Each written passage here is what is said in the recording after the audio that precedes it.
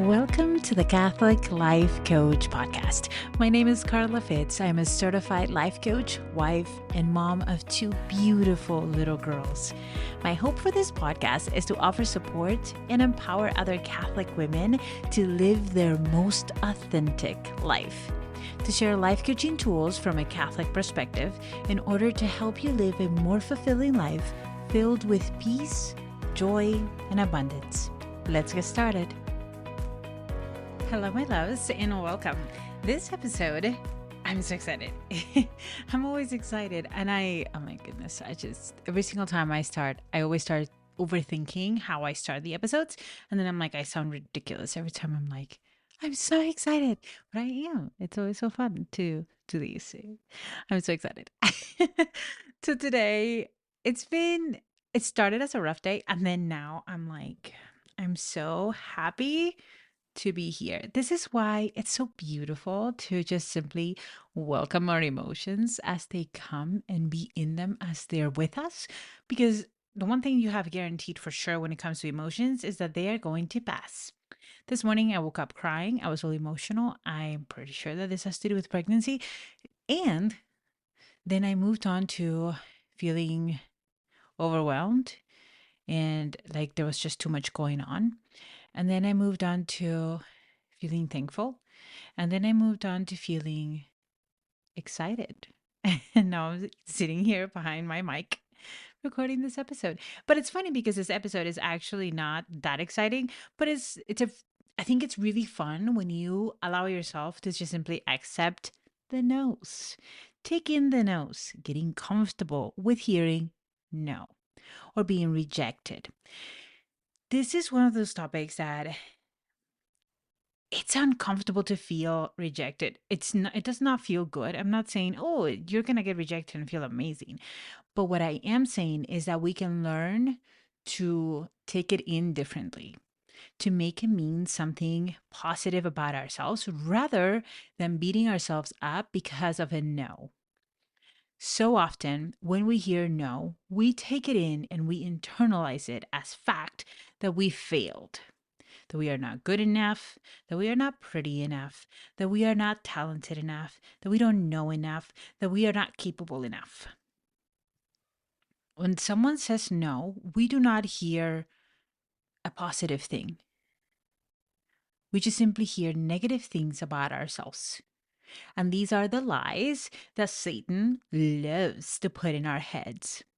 He loves to make us spin in these thoughts, in this cycle of shame and frustration and not good enoughness that all of us go through.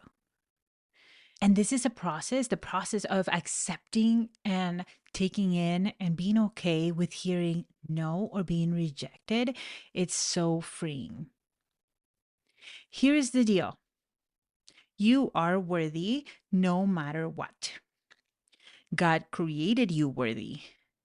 So no matter what, no one, and I repeat, no one can take that from you. You are 100% worthy. However, there will be circumstances in our life in which we are going to hear no. I remember there was a competition when I was in college. So I went to college for vocal performance before I did my master's in education. So my bachelor's was in vocal performance. I am a singer. And I went in for this competition to sing an opera song with the orchestra. And I prepared and I prepared. And the songs were beautiful. And I did not win.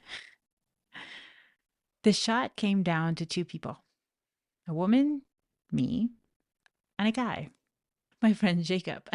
He was absolutely so talented, so gifted, so well trained, very good on the stage. And I remember I was being prepared too. I was so excited. I was practicing. I was ready to do this audition. I did the audition. I did the first song. It went really well. I did the second song and it didn't go so well.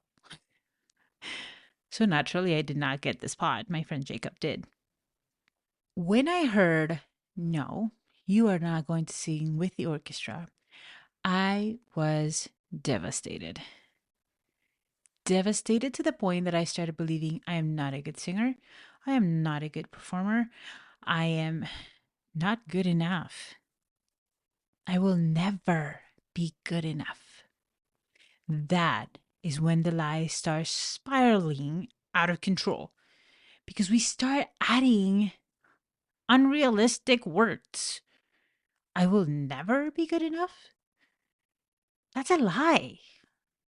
Same when we say, oh, all of the time. This has been one of our rules for my husband and I when we're having a disagreement. We never say never or always or all of the time because all that causes is it creates this belief in our heads that is true. They never do anything, they always do something. We are never going to be good enough. That is a lie. But when I heard that no, I remember I was 20 years old, I started believing all of those lies. I started buying into maybe I should just quit. Maybe I'm not good enough. Maybe. When in reality, the no's are actually opportunities for you to check in, to see what you can do to get better, or if there is something that you can do to get better at something. But there is also a very likely possibility that their no's are just simply theirs. It has absolutely nothing to do with you. It has nothing to do with me. It had nothing to do with anybody else. It had to do with them. That is the power of accepting and respecting a no. I'm going to finish the story and then I'll go into the next thing because basically what I found out is I did not practice as much as I could have practiced because my mistake that I made was that the second song was in English and I did not clean up my diction. And in focusing in the diction, I lost some notes. It was simple. When Jacob went and performed, he had practiced so much that his songs were flawless. But that didn't mean that I was not a good singer. For goodness sake, it was him and I. That didn't mean that I was not a good singer. It just simply meant that he was more prepared at that time. And I was able to accept that afterwards. Yes, it's devastating to hear no one to be rejected. It's not fun. But when I went to that concert, I'm going to cry, and I saw my friend perform, I knew that he deserved it. He had to be the one performing in that moment because it was beautiful. It was beautiful. And it was such a gift for me to hear him perform. That is the power of accepting a no. Because when you accept it and you do not judge yourself or you get past that judgment, you're able to see what you can do. And you can decide, is there something I can do to get better? Or is this simply their opinion, their decision? Can I respect their decision? What I want to remind you is maybe find a time in which you have said no to someone else. Did it mean that they are not good enough? That they're not pretty enough? That they are not talented enough? Or does it simply mean not right now? Or if you have a friend and they invite you to their party and you simply say no because you're not able to make it. Imagine if that friend started believing she doesn't like me, she doesn't care about me, she said no because she's being selfish, or I don't know, all the thoughts that can come up with a no. But what if in reality, for you, you just simply can't make it? You would love to, but you can't. And how freeing it is for that friend to just simply hear the no and say, okay, she can't make it. It's not a problem. I am sure that you guys have felt both situations. The situation in which your mind starts going berserk and starts creating all of these scenarios and reason why that person said no, versus when you hear a no and it's someone you love and trust, and you just simply trust. And you're okay with that. Never. What I want you, if there's anything I want you to take away from this podcast, is to never make a no mean something about you. Don't make it mean something about you. Disconnect from the no. Look at it from the lens of an outsider and just simply judge it from that. Test it from that. Ask questions. What happened? What can I do? Is there something I can do? And if not, let it go. If there's nothing you can do, remember that that no then has nothing to do with you.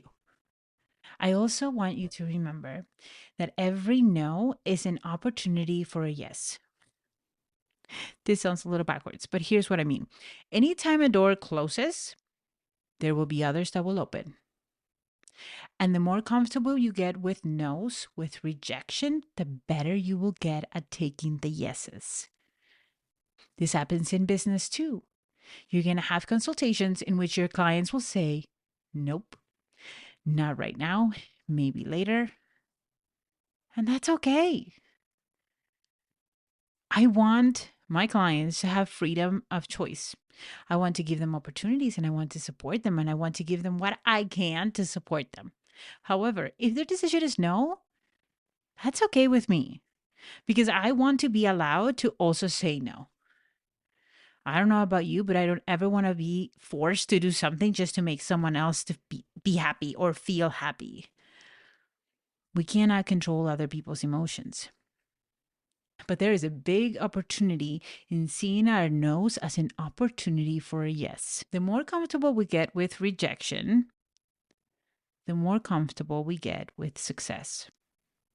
I heard a story from this lady who asked her grandmother, how many times should I audition before I quit? And the grandmother said, 73 times. And so the girl went out and auditioned and auditioned, and she got no's and no's and no's and no's and no's until in the 50 sometime she got a yes. The more comfortable you get with hearing no and being rejected, the more comfortable you will be with yourself and with the situation, and the more you will get comfortable with the muscle of feeling uncomfortable with hearing a no. And no does not mean anything about you and your worthiness. No one can take that away. And no can be just simply an opportunity for us to get better at something or to get better at accepting and trusting that that no, it's probably God's no. That is a door that God is closing because it is not meant for you. I firmly believe that, example, our husbands, if you are not married, your husband is out there. If that is God's will for you, he is out there and no one can take him from you. The same thing happens when you hear a no. Start taking it as this was not the opportunity that God wanted to give me. This might have been an opportunity to just simply help me prepare for the next or the next. But the opportunity that God has intended for me to have is out there. It's waiting for me and it is meant for me. When you start trusting that that no is a God no, it's much easier to back out and just say, thank you, Lord. Because for some reason, this didn't work out. I know that it's easier said than done, but it does get easier. I promise.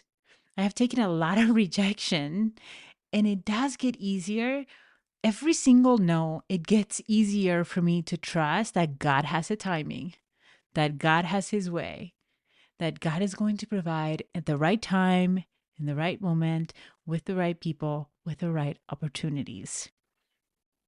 So, practice taking no's.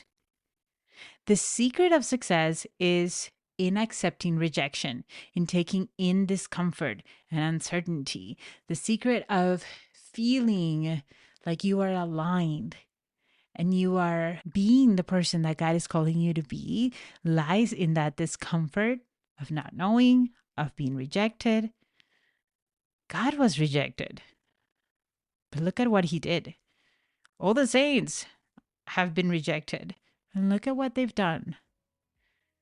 Rejection doesn't mean anything about you, my friend. It simply means that that was not the door God wanted opened for you. I hope this was helpful. I hope this is making sense.